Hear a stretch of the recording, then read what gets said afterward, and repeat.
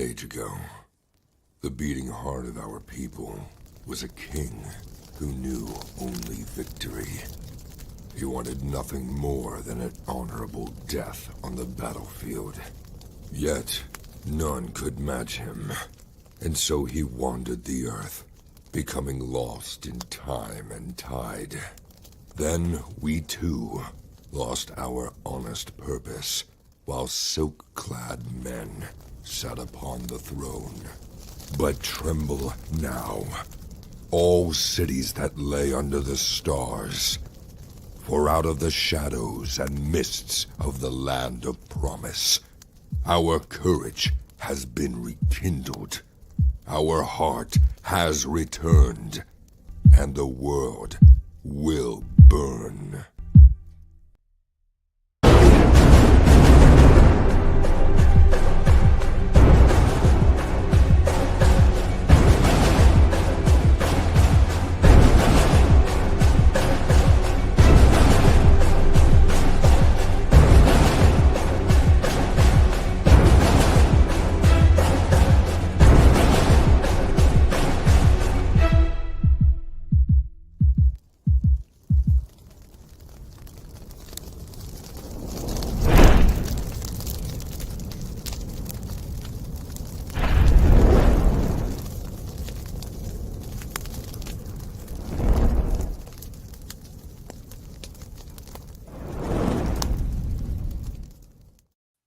Hey, how's everybody doing tonight?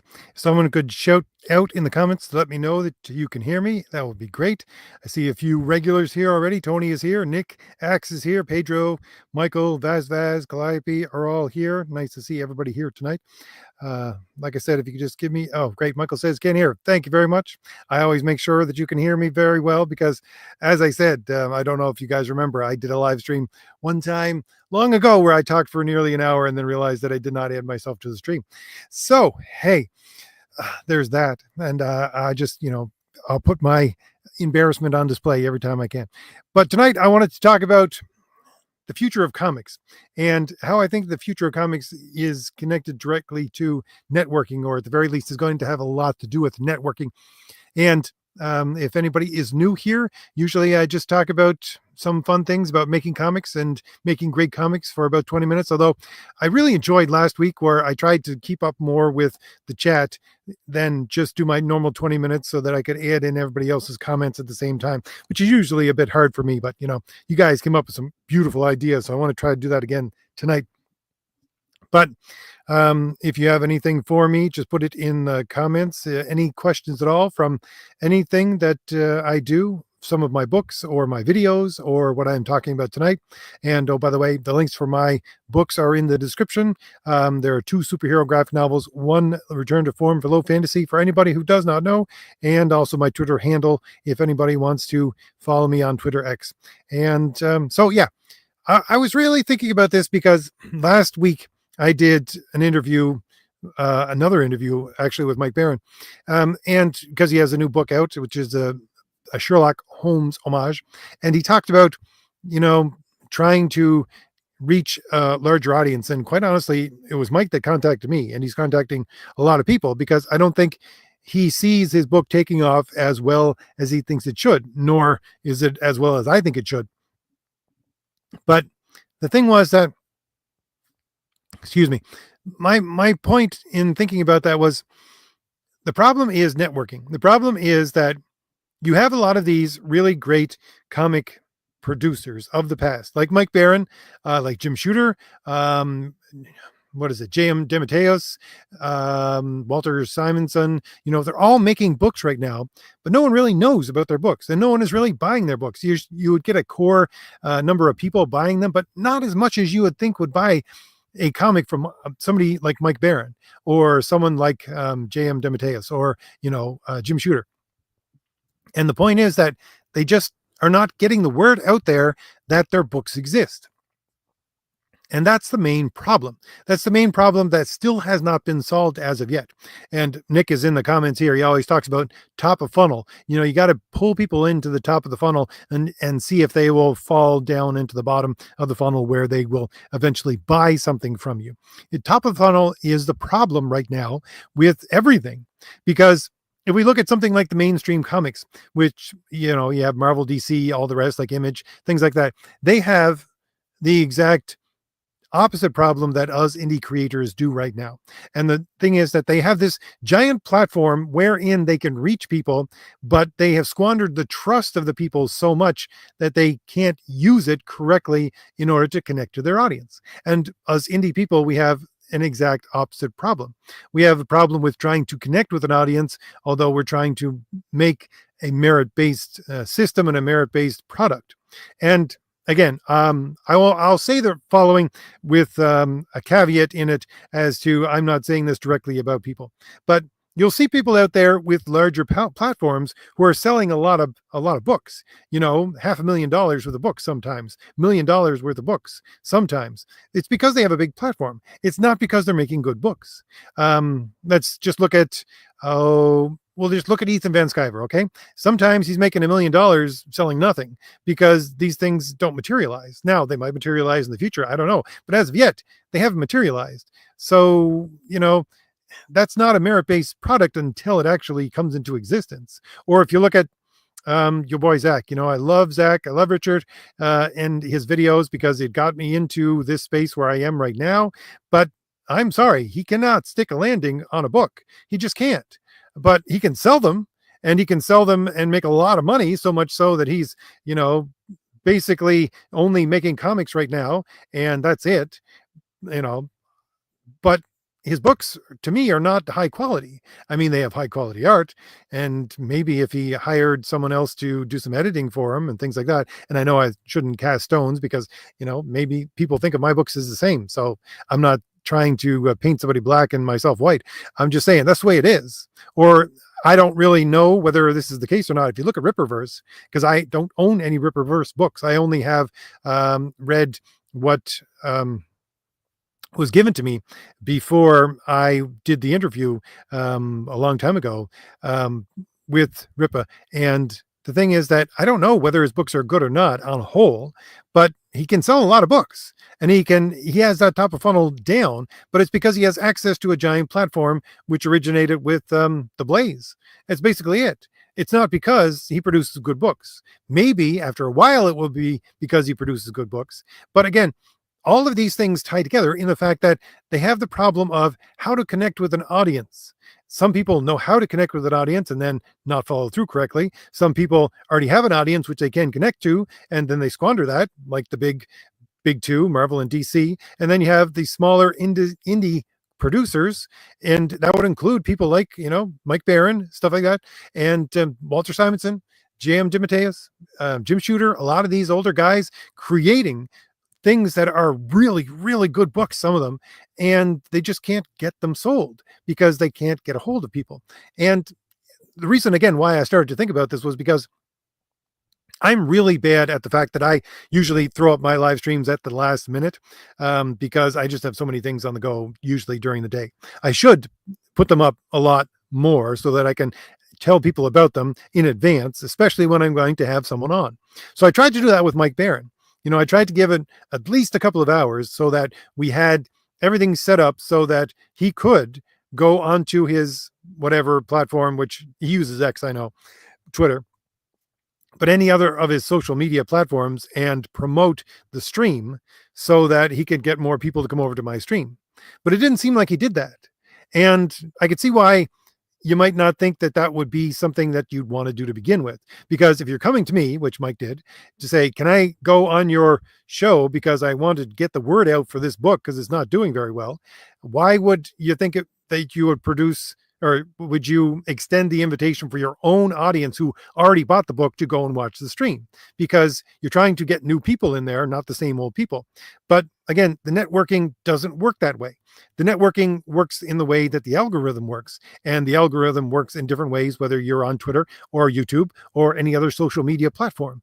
It's the fact that the more people say, let's say I gave the link to Mike, and Mike tweeted out the link, and he got more people that would normally come to my stream onto my stream, and that boosted the numbers of people watching my stream. Boosting of the numbers of people watching my stream would actually just be snowballing the audience for my stream. More people attract more people, and the more people that you get, the more the algorithm is going to push out your content in order for, again, the whole thing to snowball more and more. But that doesn't click in for most people. Most people would say, well, why am I retweeting this? Why am I even putting this on my social media? I already have the people from my social media who have already bought my book. I don't need to advertise to them. I don't need them to come to your stream. But yeah, you do.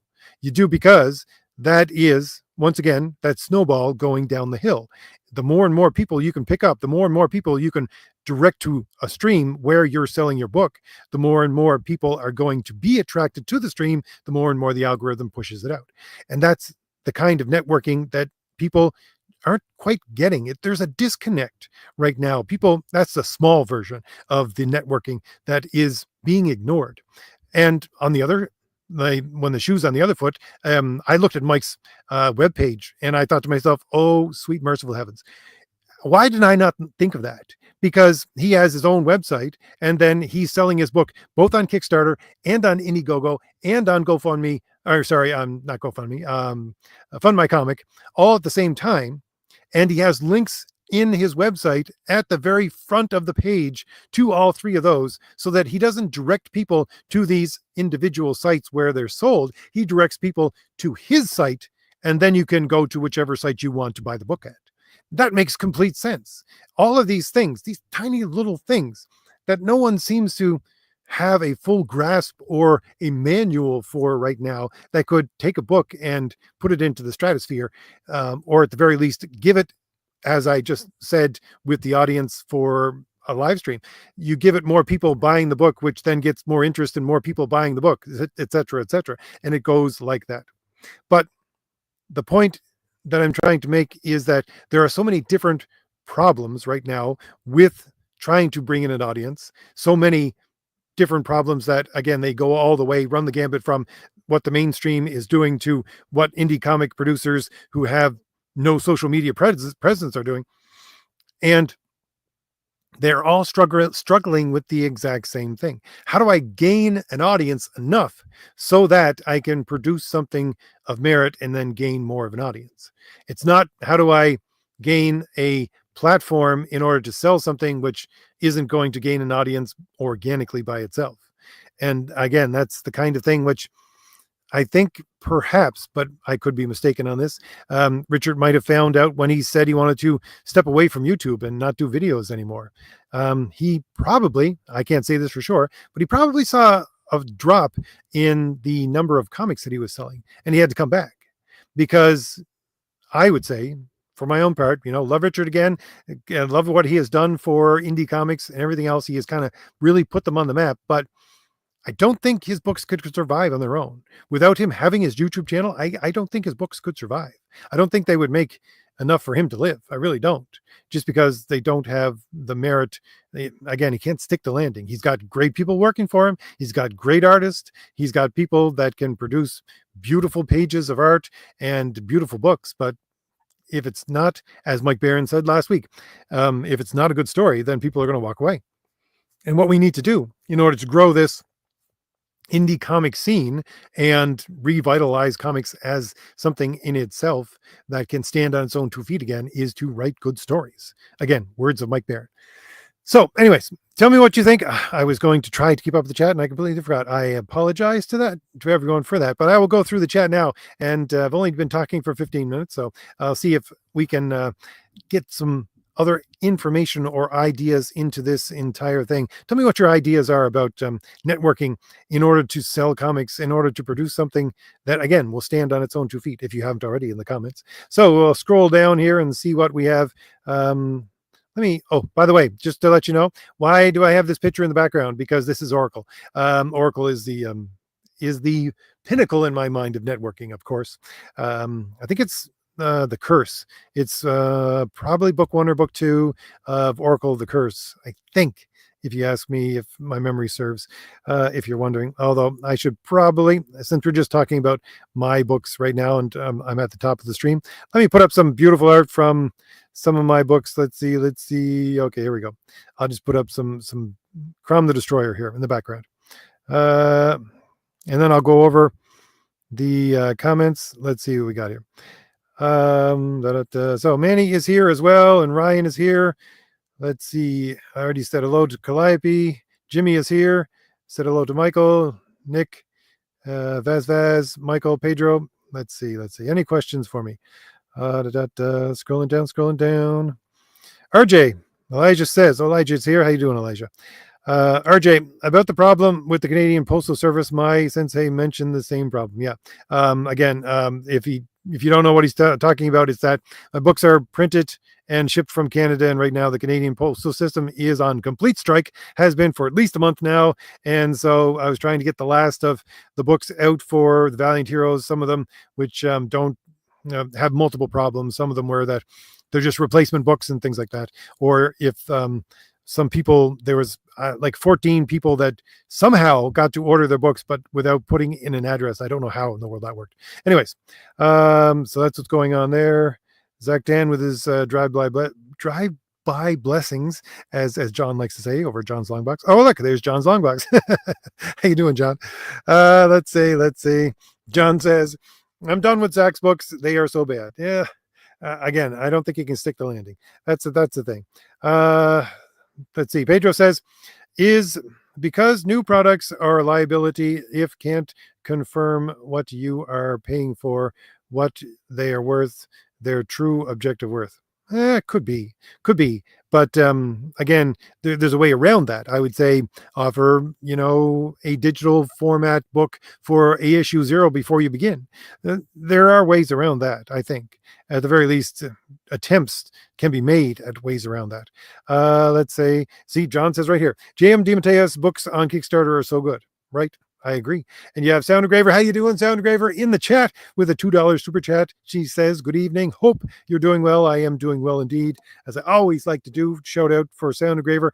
Go on over to her channel. She does, although I haven't been watching too much, I'm sorry to say, of Sound Engraver's new stuff for the last little while. I've been quite busy, but she does a lot of pop culture analysis, kind of like I do, but more with a eye towards the musical. Let's see, scrolling down. Nick, I'm sure, has a good comment here. He says, I'm working on my campaign now, using whatever 20-year marketing experience to sell a self-published book. We'll see if it works. Yeah. Because I can remember the going on the internet in, let's say, it was probably the late 90s, and going through what to do with a self-published book. And, some of those ideas from back then still are relevant today. Some of them are so outdated, they make no sense. And that's one of the things, is that we have to adapt to the technology that we're using in order to get to people. So it's going to continually evolve and change, and we're going to have to keep up with that. Let's see, scrolling down. Sandra Graver says, there are parasocial factors to consider. There's a lot of bad art out there, but people buy it because the producer is popular. Yeah. And again, it works in the opposite direction as well. Although one of the things I don't like about Kickstarter is the fact that, well, I don't know how else to say this, but I can say it because it's my channel, and I talk about virtue all the time. But I would say that like 75% of the books that are called comics on Kickstarter are just pornography. Honestly, it's like, I want to go to the comics tab and look for a good comic book to buy, and I got porn everywhere, and it's just in a comic book format. And I'm going, yeah, I don't need to sort through that in order to find good comics. So I don't want to go to Kickstarter. I just don't. So, that's just my little rant about Kickstarter right now. But it is the fact that it's kind of the opposite of what Sound Engraver is saying here, that there's a lot of bad artists out there, but people are buying it because it's being because the producer is popular. Yes. And I would include a lot of that stuff on Kickstarter. I mean, if you want to go sell pornography, go ahead and sell it. But don't try to make out like it's a comic book. I mean, really? Just be honest with what you're doing. Uh, so, I don't know. To me, that's bad art. That's bad selling of comics. Anyways, let's see. Scrolling down. John also says Zach's books read like Image Comics, disjointed and messy. Rock and Roll Ninja was the best, but that was written by Chuck Dixon. There you go, Chuck Dixon, another person right now that we can add to the list that's putting out really good books that should be doing a lot better than they are. Let's see, scrolling down. How in the world am I going to pronounce his name? The Lugai 06. How you doing? I don't even know. Is it LUGIA 06? We'll just call you 06. Sorry. But scrolling down for time's sake and my own mental stability, I'm doing great. Not a whole lot up besides trying to talk about good comics. Let's see. Pedro says, if you start with shorts exactly like the beginning, people will see your art style and the kind of narrative you want to show. Yeah. Again, narrative is key. You're right there, Pedro. I completely agree. Let's see. Scrolling down. Nick says, there are many things indie publishers don't know, understand, execute. Excuse me. One of these things, packaging. Packaging isn't just the box the product comes in. It's everything presented to the buyer. Agreed. Like, completely agree. There was something that I ran across, Nick. I don't know if this makes any sense whatsoever. I ran across this video and I just looked at the thumbnail, right? And it looked to me like these people were unboxing an indie comic, but in a really odd package. And I thought, wow, that's a really interesting package. I should look into trying to figure out where they got those packaging and where it comes from. And it turned out it wasn't a comic at all. It was like, I don't know, K-pop or something like that. And it came with books, and there's like a CD in there, of course, but there's posters and there's books that come with it and everything else. But the package itself, it was part of the entire package of what you got with what came with the package, if you know what I mean. It was something that went through the mail, obviously, it appears, but I thought to myself, wow, I mean, these people know what they're doing. Obviously, they're selling millions and millions of copies of things to everybody else, and it's not just the music. And I thought to myself, I got to look into that. That is something that needs to be incorporated into my thinking in the future, is the packaging itself needs to be part of the entire package of what you're getting. Scrolling down. So yeah, there are so many things that we don't even consider. And we're just going to have to, again, network in a different way. That is to say, to share our experience and our wins and losses with what we do for indie comics. Let's see. George says, strike before Christmas. They're going to be backed up when the strike is over. Yeah, I don't know. I spend my time one side of the border to the other, George. I get the sense, anyways, that people really don't like Canada Post to begin with. So whether or not they're going to be backed up, no, I think people just didn't even bother sending Christmas packages this year. If it came from Canada, I don't know. Just let me know. I think if you're in Canada. Let's see. Sound Engraver. Tony says, Merry Christmas, RJ. Yes, Merry Christmas to everybody. Christmas is coming up pretty soon. What day is Christmas on? Let me just give me a second here. The 25th is on a Wednesday. Oh, good heavens. The 25th is on a Wednesday. I may have to postpone that stream in 2 weeks' time, guys. I just may. I don't think I can do it on Christmas Day. Might be on might be on Boxing Day. How's that?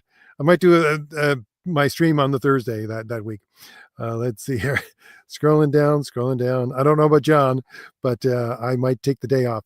Let's see. Nick also says, indie publishers don't know how to package their books in an appealing way. Often their messaging is nonsensical or doesn't target the existing audience. Yeah. Again, that's one of the things.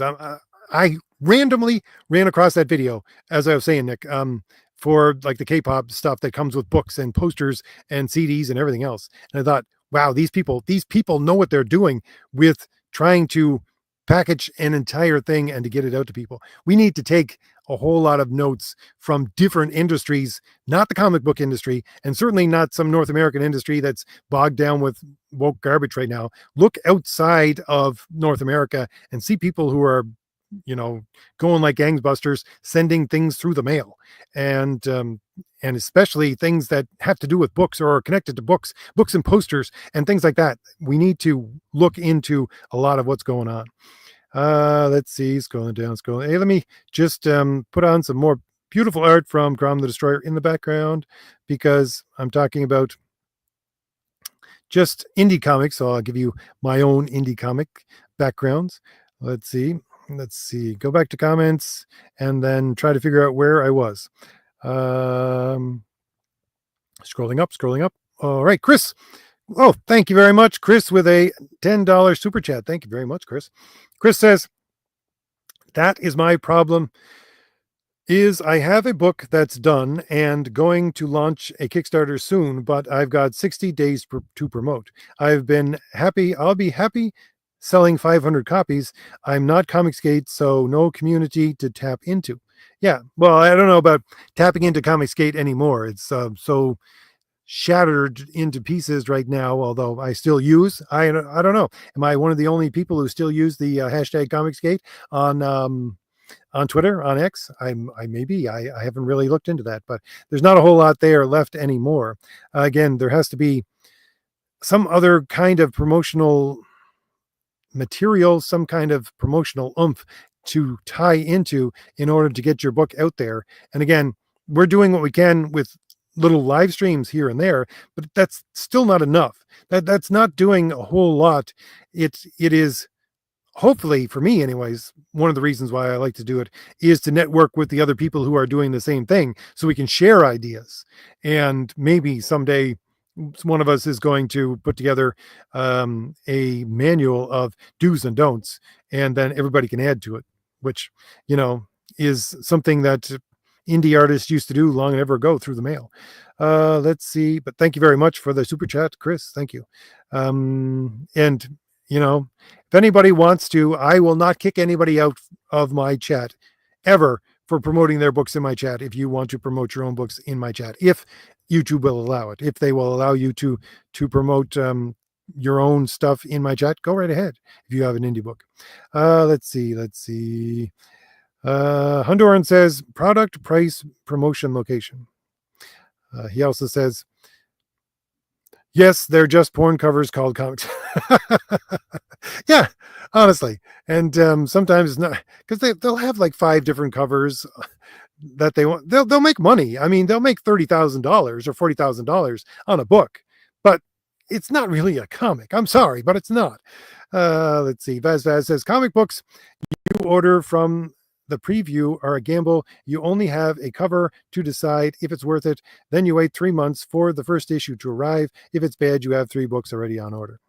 That is a problem. That's probably, well, part of the reason, sorry, not probably, but part of the reason why I wanted to give 11-page preview of Crom the Destroyer on the Crom the Destroyer Indiegogo page was because, this is a new book for me, a new concept, a new way of me telling a story that other people haven't bought yet. So I want to give you an idea of the story. And I put the very rough dialogue in there because it's not the final lettering at all. I just did up some rough lettering in order for people to see what the story is like, because you can read 11 pages. That's half of a floppy book. So I figured that might be good.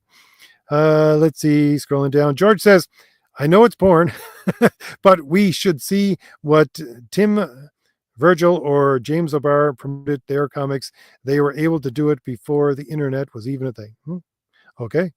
Scrolling down. Ryan says, RJ, I believe that a new superhero comic needs a clear, positive, inspiring message that the audience can relate to and support. Spider-Man's message is, with great power comes great responsibility.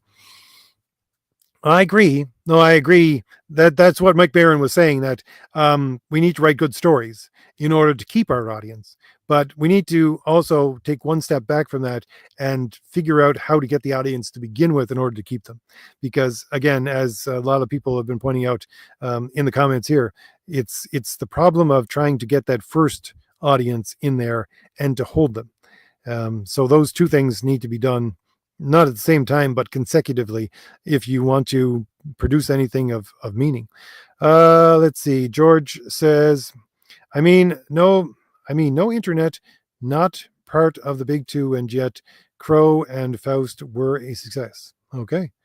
Elijah also says, RJ, it's pronounced. I that's not helping me. Lugio. I don't know. It's a Pokemon. It's a Pokemon. Okay. There you go. It's a Pokemon. Let's see. John says, RJ, you are the total package. uh, well, I'm a basket case. Let's put it that way, John. I'm just, I'm in the entire basket there.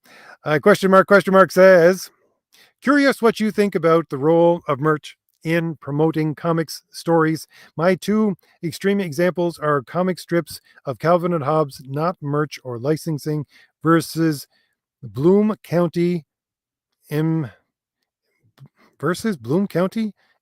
that.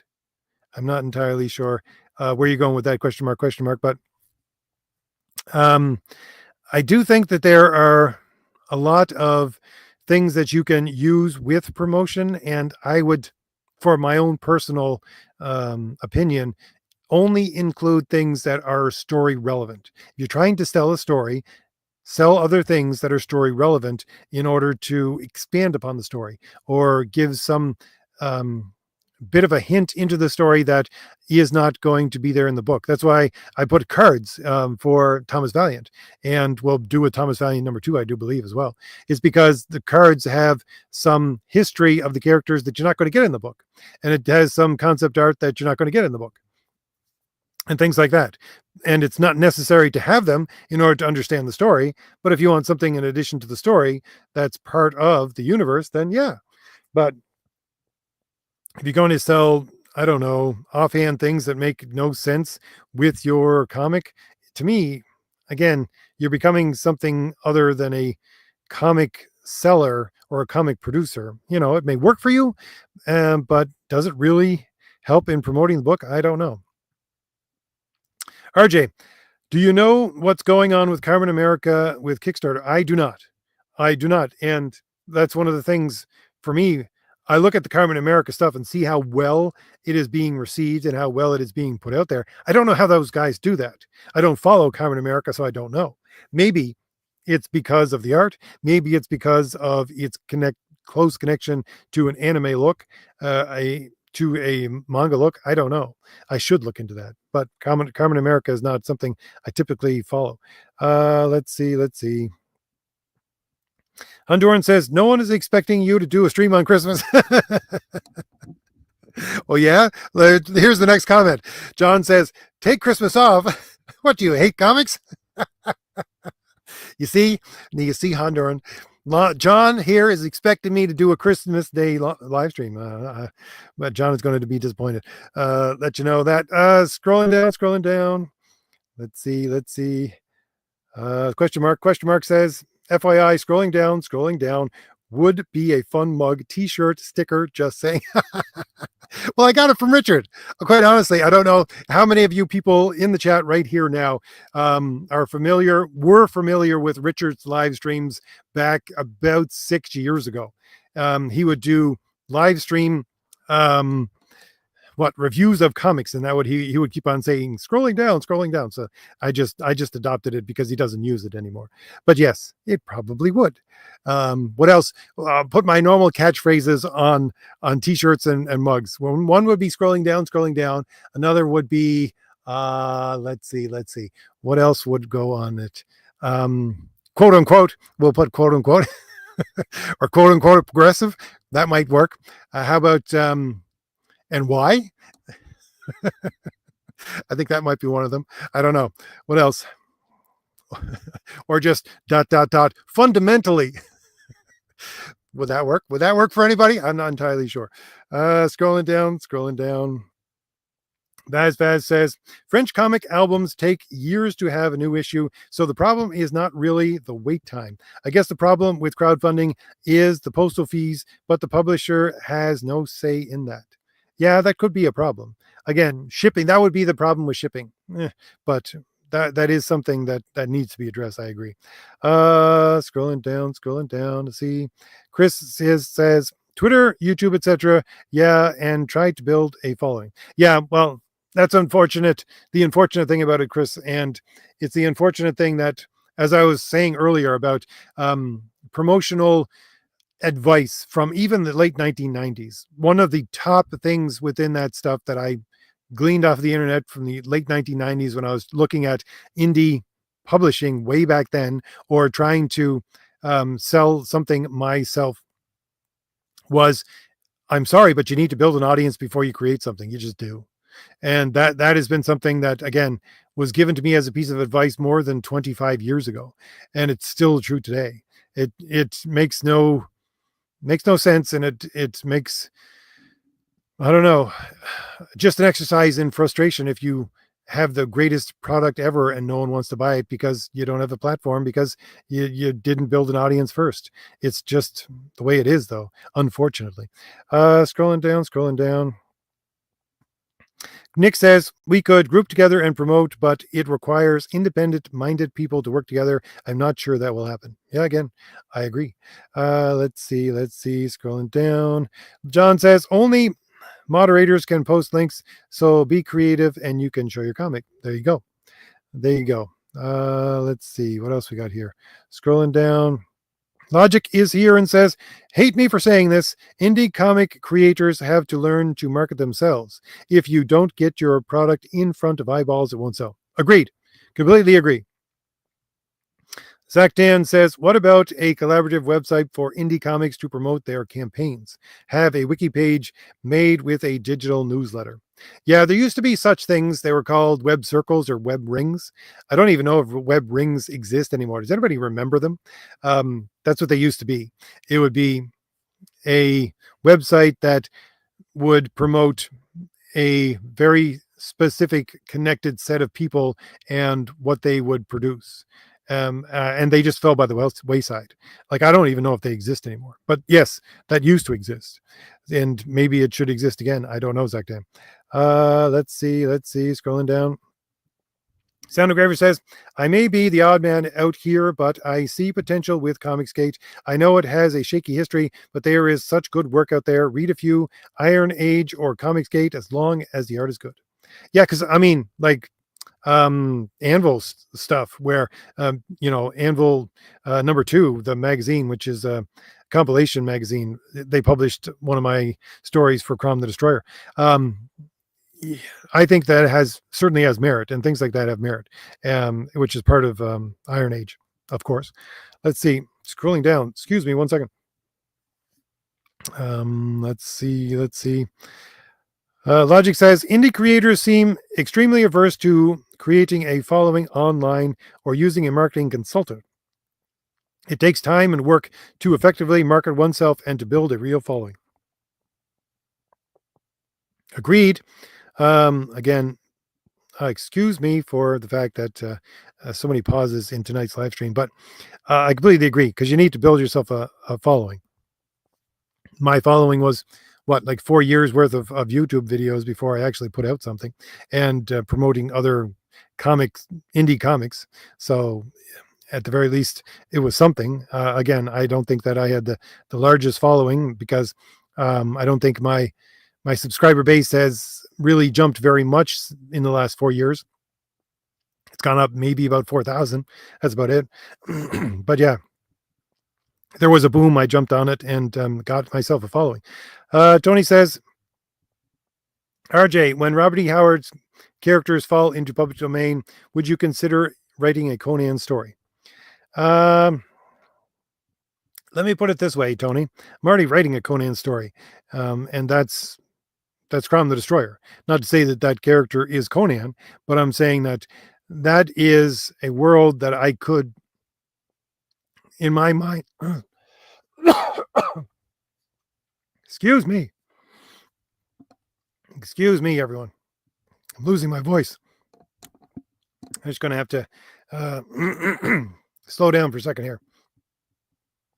I think that my Crom the Destroyer stories could very well fit into something that would be a world where Conan could exist or could have existed in the long ago past. So, it's always something that might be brought into a story if I can continue to write the Crom the Destroyer stories. I don't know how well they'll do. So, the first one didn't. The first one didn't do great. Excuse me, everyone, just for a minute. I got to go get a drink of water. It'll take me like 30 seconds. I apologize for the silence.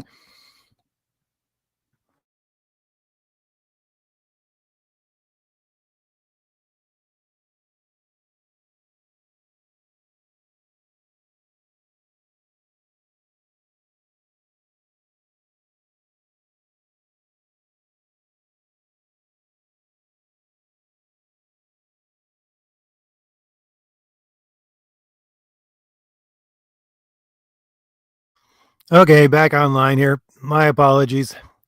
Let's see. So yeah, that's my thoughts on the Conan story. Doran also says, apparently Captain Marvel is public domain. He was the most popular seller in the 1940s, and it's not like DC is doing much with him. Yeah, I don't think, as I always say, I don't think the public domain characters are going to be a main seller. I think they might be a backup seller for a lot of what is going to come out in the near future. Okay. Now, why would you put that super chat in? Again, excuse me, $5 super chat from Mr. Pokemon saying, I just watched V's latest video about colors. Why is there so much pink, purple, and light blue in art book covers and gaming commercials? Why? Because those are, I think V would probably agree, those are the rainbow flag go-to colors. Let's just put it that way. And therefore, they're trying to promote a political agenda. That would be my first guess. And that's just a guess. But yeah.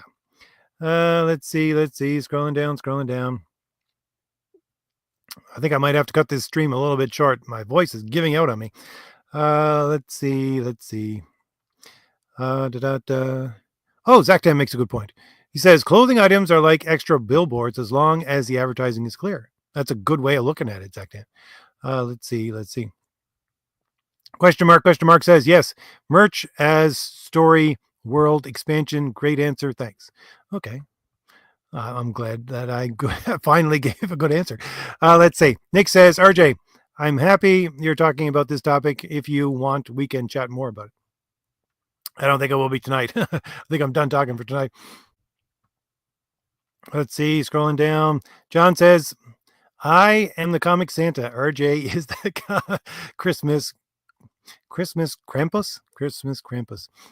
I'm not entirely sure. Who the heck is Krampus? Anyways, it's like Black Pete. You know what Black Pete is? Black Pete is the opposite of Santa. So Santa comes and brings presents to the good little kids.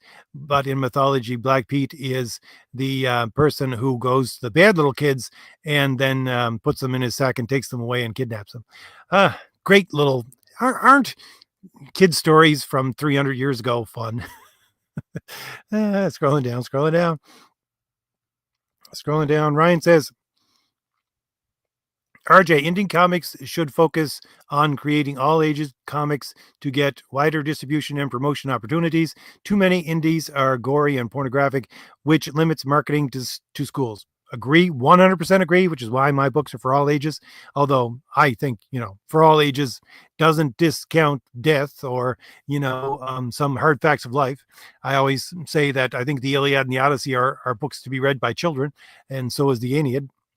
So there's a lot of death and some descriptions of gore in those as well, but still, I think those things are all ages because they're showing a lot of what is just going to happen in the world. It's, but at the same time, you don't want to go too far down that route. Let's see. Calliope says, I remember Zach saying scrolling down. Let's see, scrolling down. Scrolling down. Let's see if I have any more questions here for me. Pedro says, it's only that people can't separate the necessity of good-looking women and porn. Internet truly is the best and worst that happened to humanity. Yeah, I agree. I had someone in my comments, which someone might be here tonight, but they were saying my last video. I wanted to show when I was talking about the vices, as I said, the vices of femininity in our society that have led it down a bad path. And I thought to myself, okay, if I want to talk about the vices of the feminine, maybe I should give some quote unquote virtues of the feminine on the screen. So I took a lot of the make comics, which I post on X. I do post usually every day of make comic women beautiful again. So I just took all of those and I shoved them into my video. And someone said, can you not do that? Because you're just showing scantily clad women. And I'm thinking, no, I'm not. Some people might think of it that way, but you have to be able to. I agree. Like, I mean, I don't want to see porn or anything else on in comics or anywhere else. That's not what I'm looking for. If I'm not what I'm looking for, I don't want to see in front of my face. But there's a difference. There's a difference between a beautiful woman and a pornographic image. There is. And I don't know if this is my final answer to the entire thing, but as I was thinking about that comment, I thought to myself, okay, if you have these women who you say are scantily clad and are thus promoting vice, if you have males that are in the exact same outfits or similar kinds of outfits, are they scantily clad? And are they promoting vice? Because they're not. So maybe that's not a distinction that I can make. Maybe it's different for men and for women, but that's where I'd start, because a lot of the comic book characters, Namor is in a pair of swimming trunks. If you're saying that skin tights for women,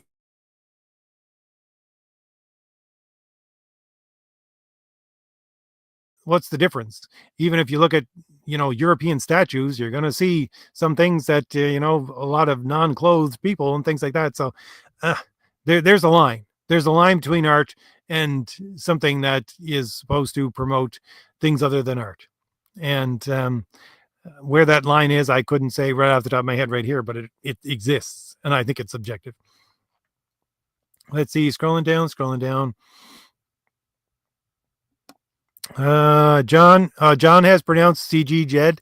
I'm sorry. We should have a funeral for CG now, because John, the almighty master of comic interpretation, has declared CG dead. He says, CG is over. It was fun while it lasted, but it was co-opted by a wannabe mob boss. Okay, there we go. I give final word to John. I'm not making fun of John. I'm giving final word to John. Let's see. Scrolling down. Scrolling down. Let's see. If there's any more comments for me, like I said, I'm going to have to go a little bit early tonight because my voice is just about to give out on me. Let's see. Scrolling down. A lot of people cross-talking in the chat, finally getting to the point where I took a drink of water.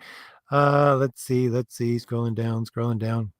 Vaz says, here we go. Vaz says, create an imprint where many indie comic creators come together to release their books, a little like Image Comics, but for crowdfunding projects like, well, basically you have Alternative, which is kind of that, or what's the other, Antarctic Press, those are basically what's already going on with those. So they kind of do exist. Let's see, scrolling down. Let's see, scrolling down. Scrolling down.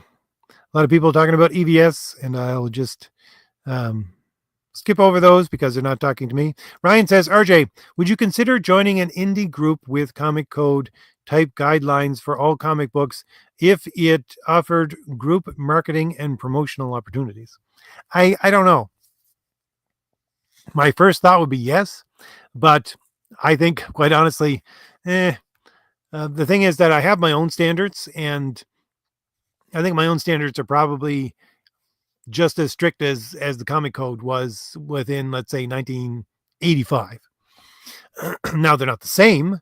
They're certainly not the same. We have different interpretations of things because if you go back to, let's say, 1985, no, I guess it would be 1985. Say 19, at the very least, 1978 comic code. Like you wouldn't be able to put in my character Pharaoh because you couldn't have werewolves, things like that. So but I have a pretty strict code for myself that I use. It's so my first idea would be yes, Ryan, but it would really depend on the group of people. Let's see. Scrolling down, Nick says, my buddy was going to do an entire series on marketing for indie comics. He looked at behavior among the indie creators and decided to delete his channel and move on. uh, that gives you a good summation of the problem that I'm talking about right there. Let's see. Symbiote, how you doing? He says, tea with honey and lemon, RJ. I'm sorry, I just don't have the time to go boil any tea right now. Let's see. Logic's fine. It says, Krampus is a German Santa, as told by the Brothers Grimm. He's a monster who eats bad little children. Oh, okay. So he's kind of like Black Pete. Let's see. Scrolling down, Michael says, I hope RJ remembers to unmute his mic when he gets back. Let's hope I unmuted it. Good heavens, Michael, don't scare me like that. Well, although, yes, tell me whether I don't do those things. Let's see. Yes, Sound of Gravy says, Tolkien wrote The Hobbit for his kids. There was death there. Yeah, indeed. Let's see. Logic says, social media is a human cesspool. It brings out the absolute worst in humanity, even for all the good. I don't really use social media all that much. I mean, I post a lot of stuff on social media just because it's like part of my day and it's part of my advertising. But I don't really scroll social media. So, besides YouTube, I don't know. Do you consider YouTube social media? Some people do, some people don't. Let's see, scrolling down. Logic agrees with John's Longbox. Let's see. What else we have? Zaktan says, I wish we had a clear definition of where we should draw the line. Some are arguably too prudish, while others are too obscure. Obscene. Yes, too obscene. Agreed, Zaktan. Like, I mean, for some people, it's one place and some another. I agree. I wish there was a strict line. But at the same time, a lot of people would not like to have a strict line. So I don't know. I honestly think you can draw beautiful women, and I don't know. My line in the sand is, if I'm going to draw a beautiful woman, I usually give my artist an idea of, I say, draw the character like this 1930s starlet, and in a 1930s movie, giving them pictures from a starlet from a movie, you're not going to get anything too untowards. You're going to get some beautiful dresses, and they show a lot of skin for the 1930s and stuff like that, but it's just a beautiful woman. So, I mean, to me, that's where I'm going with a lot of what I do anyways. Scrolling down. By the way, just to let you know why I do these things is because I grew up as a story junkie. In case you didn't know, stories were my life. I just gobble up stories everywhere. I bought every last comic I could possibly get my hands on. Every last cent I had went to buying comics. I watched television and old movies, just one after another. I spent my time, when I wasn't glued to the comics in my room, watching, AMC when it played actual American classic movies, or, Godzilla marathons on USA Network or stuff like that. So, scrolling down, or, we would buy the James Bond complete series of movies on VHS, those kind of things. I was a story junkie. Let's see, scrolling down. Tony says, RJ, do you think that characters like Batman and the Punisher are well and truly dead? I don't know. I think Batman is truly dead in a different way than the Punisher is. Punisher has been killed. I think there is a lot of mileage still left in the Punisher, but they killed him so that those mileage could not be put on them because they don't like him. Because the current quote unquote progressive people don't like the Punisher. The Batman has the opposite problem. He's been made and nerfed into a progressive character that they killed him in the minds of the reader. I think for a lot of readers anyway. Whether or not the character is ever going to be revamped into a story equivalent of the I don't know the story equivalent of the recreation of Batman over and over again within the DC universe in the comic pages. Whether or not that's going to be done again or the ability to do that again is even there, I don't know. Let's see. Ryan says, RJ, sexy in comics is different than sex in comics. Agreed. Let's see. Although I'll tell you this, Ryan. Here's one of the things. Like I stopped buying new comics because of New Universe because I hated them, and we were told at the time. I keep saying this over and over again. New Universe was Marvel trying to recreate the Marvel universe, starting with issue 1 for everything, and it was the Image guys that took over, rewriting all of the stories and rewriting all of the classic characters. And again, we were told in our local comic shop and in the little, I still got flyers because I have a box of promotional material from my old comic shop somewhere.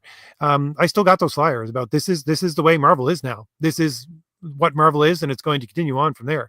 And all of that backstory that you collected, throughout the years of Marvel comics and all that stuff that you thought you knew, it's all gone.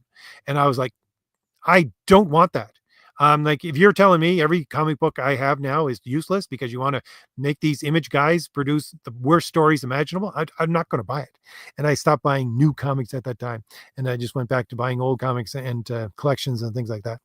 But the reason why I was talking about it was Jim Lee was doing the Fantastic Four for, I guess it's Heroes Reborn, right? It's not New Universe, Heroes Reborn. So Jim Lee, loved Jim Lee. Jim Lee did beautiful work on the X-Men. He just took it up another notch after all of the other good creators. But when he did that Fantastic Four for Heroes Reborn, there was a picture of Sue Storm. And basically, I can still remember. I can pick up the picture in my mind right now. They had just recrashed onto the planet because it was retelling the story of the Fantastic Four. So the spaceship that they went up with crash landed on the Earth again, and it crashed, if I do remember correctly, into a swampy area. And you had a picture of some of the Fantastic Four, and they were pointed in one direction. And Sue Storm was on her hands and knees in the water, looking away from the camera angle. So you're looking directly at her butt as it sticks up in a very odd way, let's just put it that way, out of the water for no reason whatsoever than to try to get people to look at it. And I'm thinking to myself, yeah, I'm done. I don't want to read this book anymore. I just don't. There's no reason. Like there's zero reason, Jim, for you to put that there. Zero reason besides the fact that you don't think people are going to buy this book because it has good art and good story. That's the only reason you put it there. You're not confident enough in the story or the art, or maybe just Marvel Comics in general, to think that the entire thing can sell on its own. So that you stuck that in. So if you don't even have the confidence to do that, and you're going to put in this semi TNA stuff, then I'm done. Anyways, that's my little rant about Fantastic Four. Scrolling down. Logic Finest says, I say go back to common sense. Trying to bend over backwards to prove how nice you are is what drives the social ideological activists. Only two genders, leave kids alone. Agreed. Yeah, be offensive again. I think, I quite honestly think that that's what my Saturday video is going to be about. It's be offensive again, but not in the way that you might think. Because little preview, if I end up doing that video on Saturday, the offensive of the 1990s was a precursor to the progressive prudishness that we see right now. It was the breaking down of actual norms that are based upon reality, so that they could, have anything go. It wasn't offense in a sense that you need to offend in order to break down falsehoods. It was offense in order to break down truth, in order to build up falsehoods. But anyways, yeah, be offensive again, in that way, as I'm going to tell you the truth, whether you like it or not. Anyways, scrolling down. See how I don't think I'm even close to the end of this chat. Michael says lots of old German fairy tales were super dark. Let's see. Scrolling down. Honduran says written books have a higher tolerance level for sex and violence than visuals like comics. Yes, agreed. Let's see. Honduran says John Carter spent the first part of A Princess of Mars naked, but it didn't matter because it was a book. Okay, there you go. I did not remember that. Let's see. Scrolling down. Logic says, RJ, I think we need to return to more products of a higher level of thinking. A rising tides lifts all boats. The masses will have their simple stuff, and those who prefer more complex will get theirs. Okay, I agree. Let's see, scrolling down. Honduran says, looking at crime rates right now, the Punisher couldn't be killed. Yeah. That's the thing. Okay.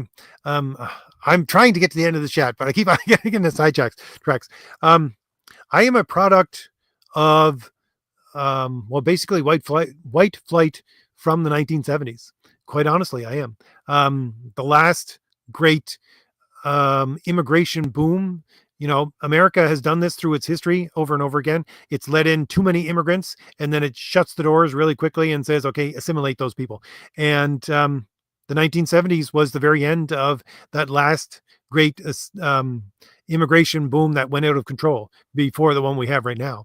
And I was a product of white flight because we lived in a city, on the East Coast, and right off of a city on the East Coast, and the crime rate just went through the roof. And where we lived became massively unsafe, and we had to leave. Members of my family, their lives were threatened multiple times, things like that. I agree that the Punisher would have plenty to do today, because I realized that the Punisher, in its mindset and its creation, was a product of the same immigration that we ran from, because he was a Punisher, like not in its original sense in the character as it was a Spider-Man villain, but as a character that was drawn into being into a heroic like character at the very least. That was a product of the crime wave, which originated a lot from that massive immigration that came in the 60s and the early 70s. So yeah, I do, while at the same time I don't particularly like Punisher or where the book goes a lot of the time, I do certainly understand where it comes from and why people would like to see it. Let's see, scrolling down. Michael says, as a kid, I always wanted Godzilla and the Power Rangers to do a crossover, but the crossover we got was Power Rangers with the Teenage Mutant Ninja Turtles. Okay. I never saw that. Let's see. Scrolling down. Let's see. Nick says, there's a lack of understanding regarding those topics, and this is in part why indie creators can't get their projects funded. Okay, I think I'm missing something there, but we'll scroll down a little more and see if I can follow up on this. Let's see. I think there's a lot of crosstalk. Sound Engraver says, I like Frog Guy and RJ. Take that. I think she's talking about EBS. Let's see. Scrolling down. George says, either that or Jim Lee is getting more like Greg Land and using, let's just say, risque material as reference. Could be. Let's see. Scrolling down. Honduran says, so true about the 90s offensiveness. It was all furthering the libtard agenda. I think it was. Let's see. Logic says the Brothers Grimm stories are super dark. Germans have different ideas in stories for kids. Yeah, indeed. Michael says it's okay, RJ. Take your time. Yeah, trying to talk here. I'm talking here. Let's see. Logic's Finest says RJ. Sadly, the talented writers and creators have been largely. I think his comment got cut off. Talent writers and creators have been largely something. Let's see. Scrolling down. See if there's anything else for me. Honduran says it's a bit different assimilating Irish and Italians and those people that have been letting in since 1965. I suppose so. Although you got to remember, I don't know how well you know your European history, but at the time that the Irish and Italians were being led into America, Irish and Italians were not thought of as white. Certainly not in the places they came from in Europe. They just weren't. Quite honestly, you might think it funny, but they weren't. Let's see, scrolling down. Logic Finest says, RJ, the talented writers and creators have been largely pushed out by social ideology writers. Creativity and, yes, masculinity offends them. They deconstruct heroes and men for that reason. Agreed. Again, agree entirely with you, Logic's Finest. Let's see, scrolling down. Michael says, RJ, do you think a character like Dazzler can exist outside of the 1970s? Yes, I think that Dazzler was a beautiful character in the 1980s and 1990s. And then she went away to the Mojoverse and then didn't come back until probably the last 10 years. And they just messed with the character to such a degree that it is pathetic and killed the character like they've killed so many characters. Let's see. Warren the Archangel is here. How you doing, Warren? Let's see, scrolling down. Logic Finest also says, RJ, I was truly amazed that Hannibal and Legion were both on American broadcast TV for more than one season. If more of that quality were on TV and film, we would see more quality as a whole. Okay. I don't know. I honestly didn't see either of those. Let's see. Scrolling down. I think I've gotten to the bottom of the chat. Let's see. Honduran says, I don't consider Italians white. Yeah, they do have a lot of mixed blood in them from ancient times, or not, we'll say probably between the 700s and the 1200s or so. There's a lot of consideration there. So anyways, I've gotten to the bottom of the chat and I can still talk. Imagine that. And it's been an hour and 7 minutes. I do apologize for all of the hiccups. Let's just put it that way. With today's live stream. Thank you very much, everyone, for showing up, though. You know what? You want to know the really weird thing about these live streams?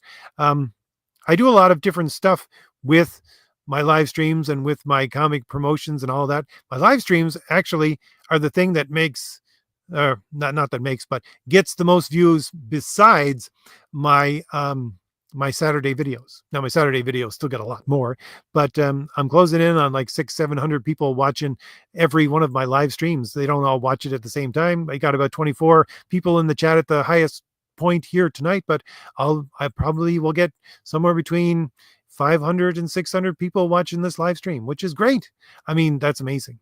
I want to thank everybody in the chat and everybody who watches after, because they don't have time to watch when I'm actually live. So thank you very much, everyone, for showing up and for listening to me rant about the future of comics and where I think that we need to go, or at the very least, the questions we need to ask in order to try to make things better. So once again, thank you very much for everybody for showing up. Links are in the description if you do not know. For anybody who is here just as a newbie, links for my graphic novels, 2 superhero graphic novels, and 1 return to form for low fantasy, which is Crom the Destroyer, which is, as I always do, I start off my streams with the Crom the Destroyer opening video, and the short trailer for it is what I close with as well. Hopefully, I'm going to have some new trailers pretty soon for a couple of my new books. But for now, let's just leave it with Crom the Destroyer. So thanks again for everybody, and I'll see you later. Bye. No matter how many wars you fight, no matter how much blood you shed, no matter how much rage you loose, no matter how many demons you face, No matter how many companions you lose, no matter if our kingdom falls, I know that you will return to me in honor.